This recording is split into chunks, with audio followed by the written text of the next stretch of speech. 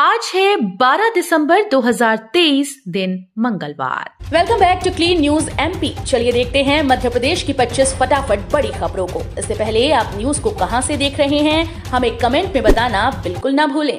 साथ ही हमारे Facebook page को भी फॉलो करें। फेसबुक पेज का लिंक डिस्क्रिप्शन में दिया गया है।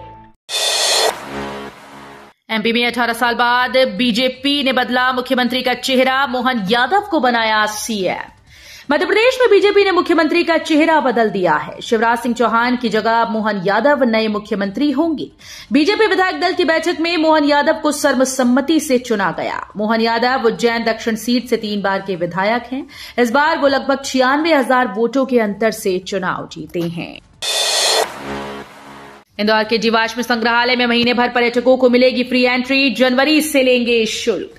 प्रदेश का सबसे छोटा अभ्यारण्य रौला मंडल में पर्यटकों को अगले कुछ दिनों में नई सौगात मिलने जा रही है।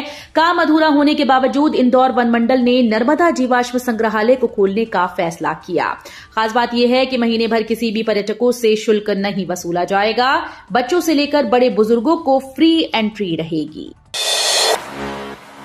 लोकसभा चुनाव की तैयारी शुरू, निर्वाचक रजिस्ट्रीकरण के अधिकारी का 13 जनवरी से प्रशिक्षण। चुनाव आयोग के निर्देश के बाद जिला प्रशासन लोकसभा चुनाव की तैयारी शुरू कर दी है। जिले में निर्वाचक रजिस्ट्रीकरण और सहायक निर्वाचक रजिस्ट्रीकरण अधिकारियों का प्रशिक्षण कार्यक्रम 13 जनवरी को आयोजित किया जाएगा। जिले में 1 जनवरी 2024 की अर्हता तिथि के आधार पर फोटो निर्वाचक नामावली का विशेष संक्षिप्त पुनरीक्षण कार्यक्रम किया जाना है। अतिथि विद्वानों का पैनल बनाने आवेदन आमंत्रित, 29 दिसंबर तक कर सकते हैं अप्लाई। अनुसूचित जाति कल्याण विभाग द्वारा संचालित प्रशिक्षण केंद्र में SC/ST विद्यार्थियों के लिए विभिन्न प्रतियोगी परीक्षाओं की तैयारी कराने के उद्देश्य से पढ़ाने के लिए अतिथि व्याख्याताओं का पैनल तैयार किया जाना है। इस प्रशिक्षण केंद्र के माध्यम से मध्य प्रदेश लोक सेवा आयोग के द्वारा आयोजित मुख्य परीक्षा, मध्य प्रदेश कर्मचारी चयन मंडल की विभिन्न परीक्षाएं, SSC, बैंकिंग और रेलवे बोर्ड के द्वारा आयोजित प्रतियोगी परीक्षाओं के लिए अध्ययन कराया जाना है। ड्राइवर्स के नियमों का पाठ पढ़ाएगी पुलिस, हादसों में आएगी कमी। आगामी जनवरी महीने में ग्वालियर इटावा हाईवे स्थित चंबल पुल चालू हो जाएगा। ऐसे में शहर से हैवी ट्रैफिक फिर से गुजरेगा। इसलिए शहरी सीमा में दुर्घटनाओं को रोकने के लिए पुलिस ने तैयारी कर ली है। 8 किलोमीटर के एरिया में वाहन धीमी गति से चले, इसके लिए पहले ही जगह जगह साइन बोर्ड लगाए जाएंगे। साथ ही ट्रैफिक पुलिस ट्रक, डंपर और ट्रैक्टर ड्राइवरों को यातायात नियमों का पाठ पढ़ाएगी। इंदौर बुधनी रेल लाइन मुआवजे को लेकर किसान लामबंद, गांव में हो रही बैठकें। इंदौर बुधनी रेल लाइन के लिए जमीन अधिग्रहण की प्रक्रिया शुरू की जाना है। प्रशासन ने किसानों को नोटिस देकर जमीन अधिग्रहण के लिए खातों की जानकारी मांगी है, लेकिन किसान कम मुआवजा मिलने को लेकर विरोध दर्ज करा रहे हैं। अब इंदौर और देवास जिले के गांवों में बैठकें शुरू की गई। इसमें किसान लामबंद होकर कम दर पर पुश्तैनी जमीन देने का विरोध कर रहे हैं। 40 से अधिक प्रकोष्ठ भी नहीं आए कांग्रेस के काम, बांटे गए सैकड़ों पद भी रहे बेअसर। मध्य प्रदेश कांग्रेस के 40 से अधिक प्रकोष्ठ और बांटे गए 500 से अधिक पद भी विधानसभा चुनाव में कोई कमाल नहीं दिखा पाए। विधानसभा चुनाव से पहले कांग्रेस ने नए प्रकोष्ठों की झड़ी लगा दी थी। कांग्रेस ने अपनी पार्टी संविधान से अलग हटकर करीब 40 से अधिक प्रकोष्ठ बनाए। इतना ही नहीं, इनमें अध्यक्ष, संयोजक और कार्यकारी अध्यक्ष जैसे पदों पर थोकबंद नियुक्तियां भी की गईं। एमपी में कुपोषण, सरकार ने टास्क फोर्स का किया गठन। एमपी में कुपोषण को लेकर सरकार चिंतित है। मात्र शिशु मृत्यु दर और कुपोषण की दर में वृद्धि हुई। राष्ट्रीय औसत से प्रदेश का अनुपात अधिक बताया जा रहा है। रिपोर्ट को ध्यान में रखकर सरकार ने टास्क फोर्स का गठन किया। Retired IAS doctor Manohar Agnani को टास्क फोर्स में शामिल किया गया है। बीजेपी बिना शिवराज के एमपी नहीं जीत पाती, बोले अधीर रंजन चौधरी।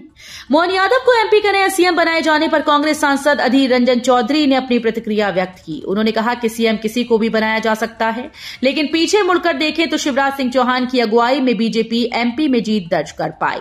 शिवराज सिंह चौहान नहीं होते तो बीजेपी के लिए एमपी में जीतना मुश्किल था।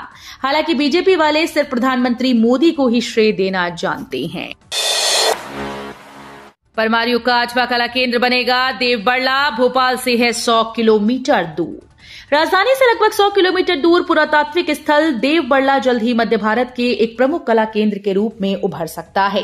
देवबड़ला में परमार युग का एक मंदिर परिसर खोजा गया है, जिससे ये राज्य में परमार युग का 8वां कला केंद्र बन सकता है। देवबड़ला सीहोर जिले की जावर तहसील में घने जंगल और पहाड़ी क्षेत्र में स्थित है। यहां 2016 में शुरू हुई खुदाई में अब तक 15 मंदिरों के अवशेष पाए गए हैं। बीयू के करीब 12 कॉलेजेस की संबद्धता अधर में लटकी। उच्च शिक्षा विभाग ने कुछ दिनों पहले कॉलेजेस को संबद्धता और पाठ्यक्रम निरंतरता के लिए दिसंबर तक का अंतिम मौका दिया है। विभाग के पास पाठ्यक्रम निरंतरता के लिए पहुंचे 94 आवेदनों में से करीब 12 कॉलेजेस की संबद्धता बरकतउल्ला विश्वविद्यालय से है। इन कॉलेजेस में नियमित फैकल्टी की कमी के चलते इनकी संबद्धता अटक सकती है। एमपी में चुनाव हारने के बाद कांग्रेस का पहला एक्शन। एमपी वेस्ट चुनाव में करारी हार के बाद कांग्रेस में भीतरघात की खबरें आ रही थीं। पीसीसी चीफ कमलनाथ ने अनुशासन समिति का पुनर्गठन किया। कांग्रेस ने पार्टी के उपाध्यक्ष अशोक सिंह को अनुशासन समिति का अध्यक्ष बनाया, जबकि कमेटी में पूर्व मंत्री सज्जन सिंह वर्मा, पीसी शर्मा, हर्ष यादव, सईद अहमद को भी जगह दी गई। 7 लाख वाहनों पर लगनी थी हाई सिक्योरिटी नंबर प्लेट, अब तक 25,000 पर ही लग सकी। 2019 से पहले खरीदे गए वाहनों पर हाई सिक्योरिटी नंबर प्लेट लगाने के लक्ष्य में परिवहन विभाग पिछड़ रहा है। शहर के 7 लाख वाहनों पर हाई सिक्योरिटी नंबर प्लेट लगनी थी, लेकिन अभी तक करीब 25,000 वाहनों पर ही लग सकी। इधर परिवहन विभाग का कहना है कि ऐसे वाहन जो 2019 के पहले के हैं, यदि उन पर हाई सिक्योरिटी नंबर प्लेट नहीं मिली तो उनके खिलाफ 15 दिसंबर से उनके खिलाफ कार्रवाई होगी और जुर्माना वसूला जाएगा। भोपाल इंदौर के लिए जनवरी में आएंगे मेट्रो कोच। भोपाल और इंदौर के लिए मेट्रो कोच जनवरी में आएंगे। इसके लिए मेट्रो कॉर्पोरेशन ने तैयारियां शुरू कर दी हैं। ट्रेन 3-3 कोच की होगी, जिसे ट्रैक पर दौड़ाया जाएगा। ट्रायल के लिए अगस्त सितंबर में एक ट्रेन आ चुकी है। गुजरात के सांवली बड़ोदरा में कोच बन रहे हैं। करीब 850 किलोमीटर की दूरी तय करके सितंबर में 3 कोच की एक ट्रेन भोपाल आ चुकी है। यादों में रहेगी दमोह रेलवे स्टेशन की बिल्डिंग, अमृत भारत योजना के तहत शुरू। जिला मुख्यालय के दमोह रेलवे स्टेशन का स्वरूप कुछ ही दिनों में बदल जाएगा और पुरानी बिल्डिंग यादों में रहेगी, क्योंकि अमृत भारत योजना के तहत आने वाले सौंदर्यीकरण कार्य के लिए यहां तोड़फोड़ चल रही है। अभी मुख्य गेट के बरामदे तक की बिल्डिंग गिरा दी गई और इसके पीछे से लगातार काम होता चला आ रहा है। बुधनी में तीसरी रेल लाइन पर यात्री और गुड्स ट्रेन दौड़ी। अब 10 किलोमीटर प्रति घंटे की बढ़ेगी स्पीड। मध्य प्रदेश में इटारसी भोपाल रेलवे ट्रैक पर बुधनी बरखेड़ा घाट क्षेत्र के 26.5 किलोमीटर लंबे ट्रैक पर कल से यात्री और गुड्स दोनों ट्रेन दौड़ी। शनिवार को इलेक्ट्रिक इंजन लगी ट्रेन से 95 किलोमीटर प्रति घंटे का स्पीड ट्रायल किया गया था। इस ट्रायल के साथ बीना से इटारसी तक 233 किलोमीटर तीसरी लाइन परियोजना पूरी हो गई।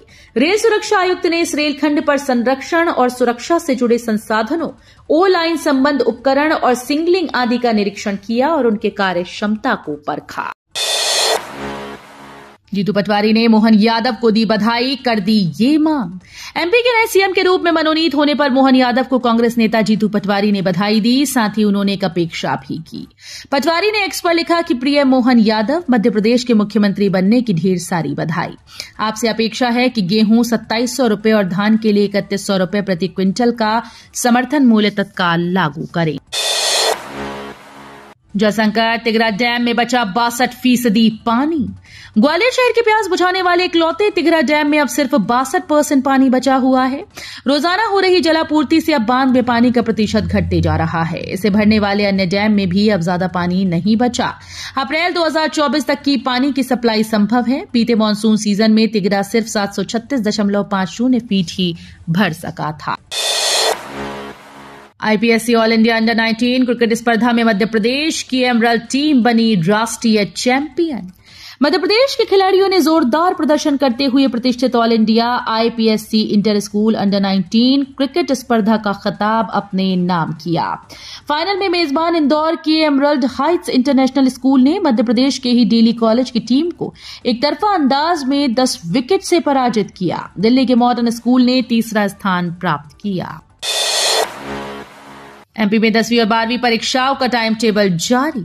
माध्यमिक शिक्षा मंडल मध्य प्रदेश भोपाल से 10वीं और 12वीं कक्षा की बोर्ड परीक्षाओं का टाइम टेबल जारी है। ये जानकारी एमपी बोर्ड की साइट पर ऑनलाइन जारी की गई। ये टाइम टेबल नियमित और स्वाध्यायी छात्रों के लिए है।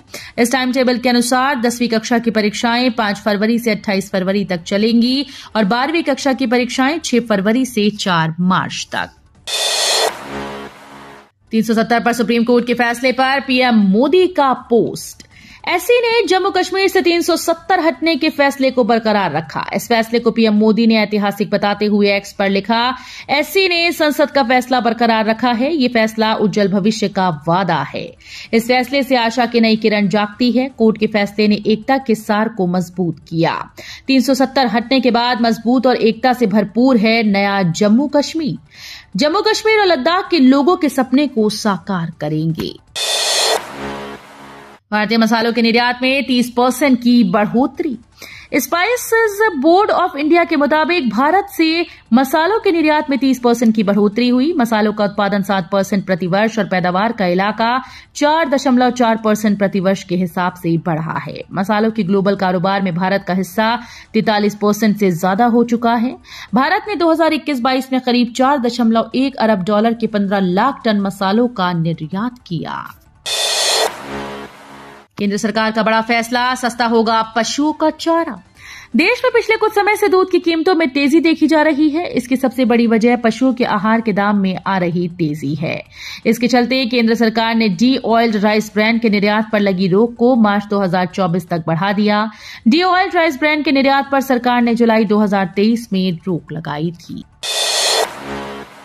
बिना फिंगरप्रिंट भी बन सकता है आधार कार्ड। ऐसा व्यक्ति जो आधार के लिए पात्र है लेकिन उंगलियों के निशान देने में असमर्थ, वो केवल आइरिस स्कैन करके आधार बनवा सकता है। इसी तरह अगर व्यक्ति की आंखों की पुतलियों का किसी भी कारण स्कैन नहीं किया जा सकता तो वो केवल अपने फिंगरप्रिंट के जरिए आधार बनवा सकता है। एमपी स्टूडेंट यूनियन ने एसपी को सौंपा ज्ञापन। मध्य प्रदेश के जबलपुर शहर में सोमवार को सड़क सुरक्षा अभियान को लेकर एमपी स्टूडेंट यूनियन ने पुलिस अधीक्षक को ज्ञापन सौंपा। स्टूडेंट यूनियन ने बेरोजगार युवाओं के चालान काटने पर नाराजगी जताई। उन्होंने ज्ञापन सौंपकर चालानी कार्रवाई में पारदर्शिता लाने की मांग की। तो ये थी आज की 25 फटाफट बड़ी खबरें। अगर आपको न्यूज पसंद आई हो तो वीडियो को लाइक और शेयर जरूर करें। धन्यवाद।